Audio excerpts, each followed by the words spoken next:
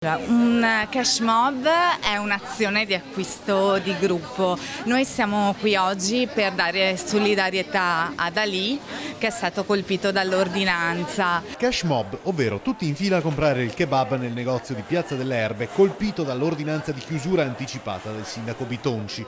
Organizzato dal gruppo Cibo Non Veneto, ha richiamato una ventina di persone. A maggio lo stesso tipo di evento era stato preparato per portare solidarietà al ristorante cinese nei pressi della stazione, colpito da un'ordinanza simile. Un evento nato sulla rete e grazie al Tam Tam tantissime persone hanno aderito, abbiamo avuto molta solidarietà.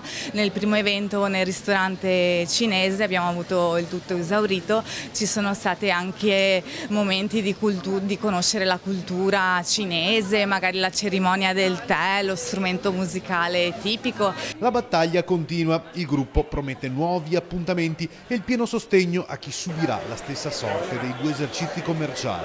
Ho aderito per un motivo molto semplice ed è questo: che la battaglia per la difesa del cibo veneto è una cosa stupida secondo me e quanto di più idiota possa esistere. Se c'è una cosa positiva dell'immigrazione, se c'è una cosa di integrazione che non porta a nessun tipo di problemi, è il conoscere cibi diversi.